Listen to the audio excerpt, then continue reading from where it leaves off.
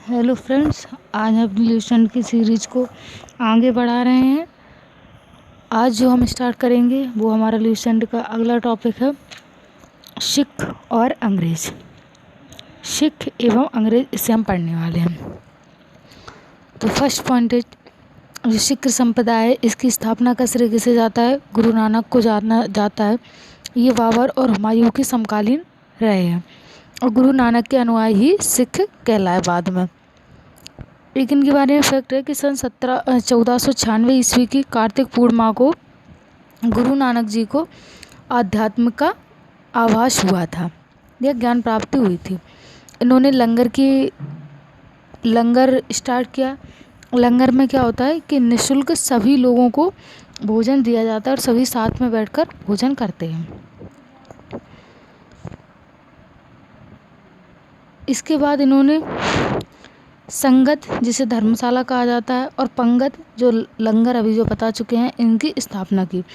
1538 ईस्वी में करतारपुर में इनकी क्या हो जाती है? मृत्यु हो जाती है।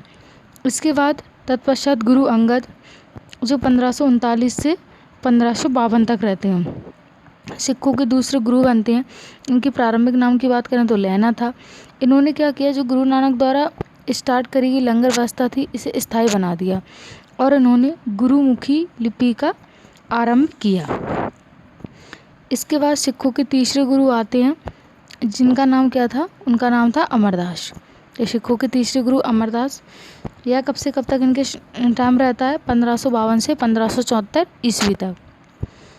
इनके बारे में सबसे इम्पोर्टेंट बात है कि गुरु अमरदास ने हिंदुओं से पृथक होने वाले कई कार्य किए। जैसे इन्होंने क्या किया कि हिंदू से अलग विवाह पद्धति को अपनाया, जिसे लावन कहा जाता है। इन्होंने 22 गद्दियों की स्थापना की थी और प्रत्येक पर एक महंत की नियुक्ति की थी। इन्होंने क्या किया? 22 गद्दियों की स्थापना की और इन्होंने क्या किया था? महंतों को इन पर नियुक्त किया था 22 गद्दियों पर। ठीक है। नेक्स्ट है कि अकबर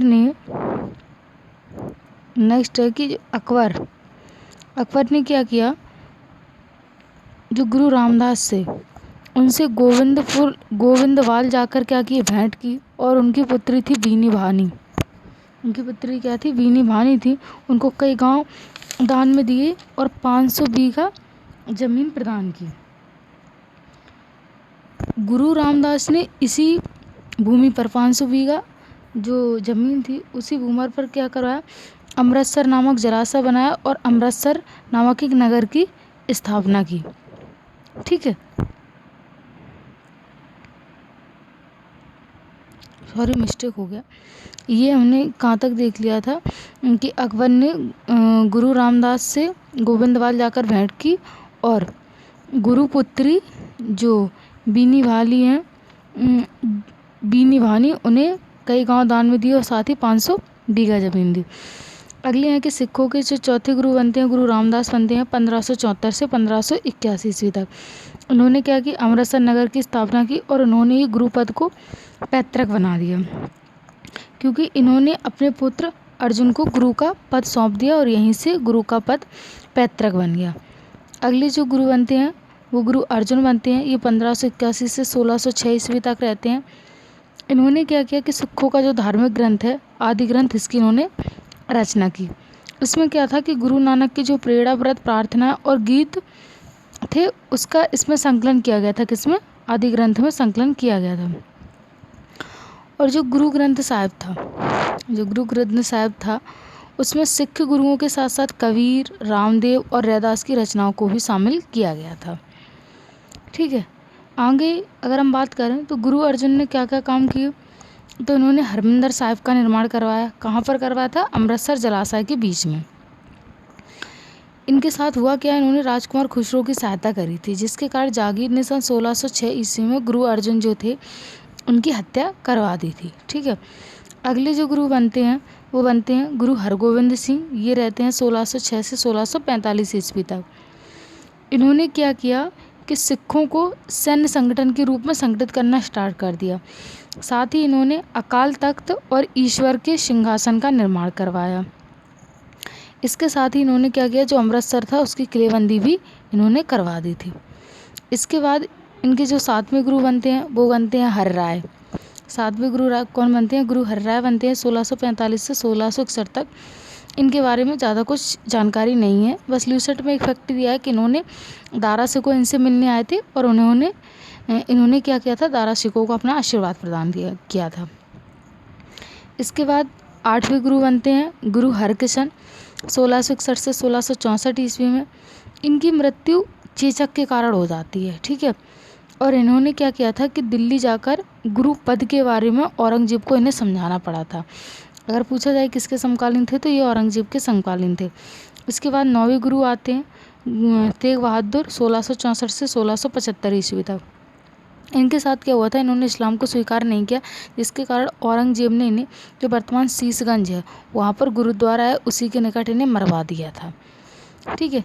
इसके बाद सिखों के 10वें व अंतिम गुरु होते हैं गुरु गोविंद सिंह। ये रहते हैं 1675 से 1708 ईस्वी तक। इनका जन्म जो हुआ था वो 1666 ईस्वी में पटना में हुआ था। पटना यानी कि बिहार में हुआ था। नेक्स्ट इनके बारे में क्या फैक्ट है वो हम देख लेते हैं।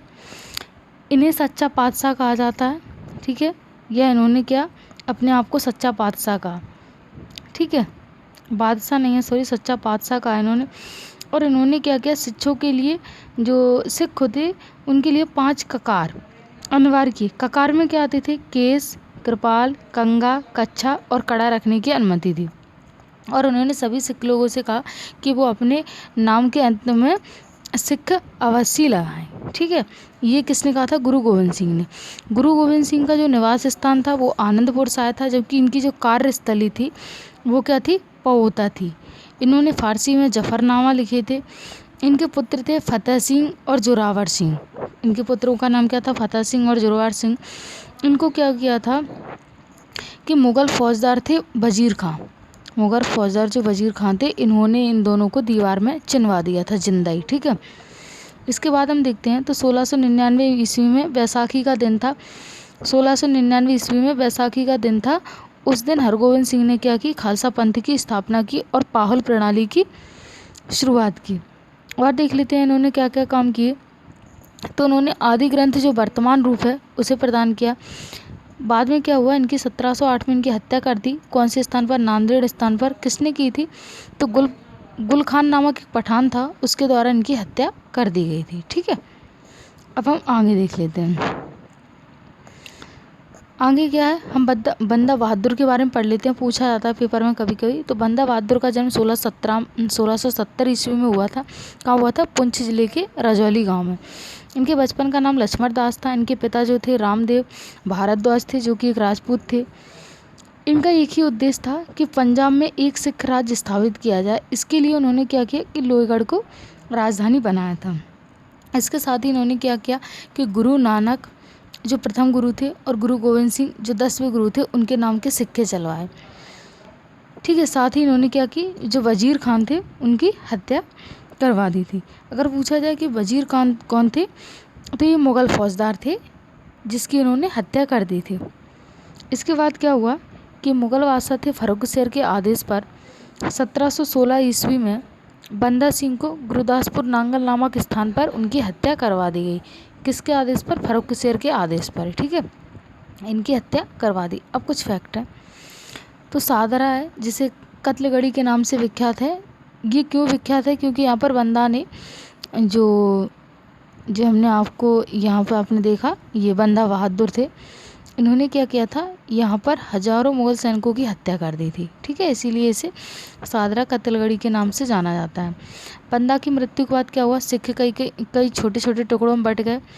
1748 ईस्वी में नवाब थे कर्पूर सिंह की पहल पर सभी सिख टुकड़ियों का दल खालसा में विलय कर दिया। किसमें विलय कर दिया? हमने दल खालसा बनाया और उसमें हमने क्या कर दिया? इन सभी सिख टुकड़ियों का विलय कर दिया।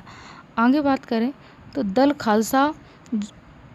खालसा जो है तो इसका नेतृत्व किसने किया था? ये जस्सा सिंह अहलुवालिया ने इसका नेतृत्व किया गया था। इसी दल खालसा को बाद में 12 दलों में विभाजित कर दिया गया। इसे हम क्या कहते हैं? मिसल कहते हैं। पूछ लेते हैं मिसल क्या थी, ठीक है। तो मिसल क्या है? तो मिसल एक अरबी भाषा का शब्द है जिसका अर्थ क्या होता है? समान होता है। मिसल का अर्थ क्या होता है? समान होता है। अब हम देख लेते हैं रणजीत सिंह के बारे में। अब हम जो पढ़ेंगे किसके बारे में पढ़ेंगे, रणजीत सिंह के, महाराजा रणजीत सिंह। इनके जन्म की बात करें तो गुजरावाला में 1780 को जो सुकरचकिया मिसल है, इन यहाँ के मुखिया थे महासिंह, उनके यहाँ हुआ था। ये सुकरचकिया क्या है, जो 12 मिसलें हैं जो बढ़ चुकी हैं, उन्हीं में से एक थी मिसल सुकरचकिया, उसी के मुखिया थे महासिंह, उन्हीं के पुत्र के रूप में इन्होंने जन्म लिया था। 1798 से 1799 ईस्वी में महाराजा रणजीत सिंह लाहौर के शासक बने। 25 अप्रैल 1809 को इन्होंने क्या किया, अमृतसर की संधि की। किसके साथ, चार्ल्स मेडकॉफ के साथ इन्होंने अमृतसर की संधि की। इन्होंने अपने राज्य को 4 सूबों में बांट दिया था, पेशावर, कश्मीर, मुल्तान और लाहौर। इनके हाँ ठीक है, तो 4 सूबे हो गए।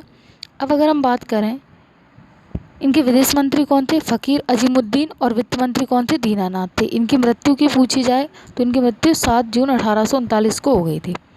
अब कुछ फैक्ट हैं, पूछ लेते हैं डायरेक्ट पेपर में कि प्रथम आंग्ल सिख युद्ध कब हुआ था, तो 1845 से 1846 के मध्य। द्वितीय आंग्ल सिख युद्ध कब हुआ था, 1849 ईस्वी में हुआ था। ये कुछ फैक्ट है। अब कुछ और फैक्ट हैं कि अंग्रेज़ों एवं सिक्कों के मध्य संधि हुई थी। पहली संधि लाहौर की संधि 9 मार्च 1846 को। एक संधि और हुई थी भैरोवल की संधि, जो 22 दिसंबर 1846 को हुई थी। इसमें क्या हुआ था, इस संधि के तहत जो राजा दिलीप सिंह थे, उसके संरक्षण हेतु अंग्रेजी सेना का प्रवास पंजाब में मान लिया गया था। नेक्स्ट फैक्ट है कि 20 अगस्त 1847 को, कब, 20 अगस्त 1847 को महारानी जिंदा जो थी, उन्हें राजा दिलीप से अलग कर 48,000 वार्षिक पेंशन देकर शेखपुरा भेज दिया गया। नेक्स्ट है, एक और फैक्ट है कि द्वितीय आंग्ल सिख युद्ध के दौरान कब हुआ था, जो 1849 में पहली लड़ाई लड़ी गई थी, जिसे चिलियानवाला की लड़ाई कहा जाता है। इसमें क्या होता है कि सिख नेता शेर सिंह रहते हैं और अंग्रेज कमांडर गफ, इनके मध्य लड़ाई लड़ी जाती है। इसके बाद दूसरी लड़ाई होती है, जो गुजरात के चिनाब नदी के किनारे होती है। अंग्रेज़ों का नेतृत्व चार्ल्स नेपियर के द्वारा किया गया था। कब लड़ी गई थी, 21 फरवरी 1849 ईस्वी को, और इसमें सिख पराजित हो गए थे। ठीक है, इसमें क्या हुआ। इसके बाद एक और फैक्ट है हमारा कि लॉर्ड डलहौजी ने 29 मार्च 1849 को एक घोषणा की। उसके द्वारा उसने क्या किया कि संपूर्ण पंजाब का अंग्रेजी राज्य में विलय कर लिया, और जो महाराजा दिलीप सिंह थे, इनको 50,000 पाउंड की वार्षिक पेंशन दे दी गई। ठीक है, और उन्हें शिक्षा प्राप्त करने के लिए कहाँ भेज दिया गया, इंग्लैंड भेज दिया गया। साथ ही क्या, सिख राज्य का प्रसिद्ध हीरा था कोहिनूर, उसे किसे भेज दिया गया, तो महारानी विक्टोरिया को भेज दिया गया। तो दोस्तों, ये थी हमारी आज की वीडियो। आप लोगों को कैसी लगी, आप लोग प्लीज़ लाइक शेयर कमेंट ज़रूर करें। और हमारी जो नेक्स्ट क्लास होगी उसमें होगी कि कंपनी के अधीन जो गवर्नर जनरल आए हैं, उसके बारे में हम पूरी देखेंगे। तो थैंक यू।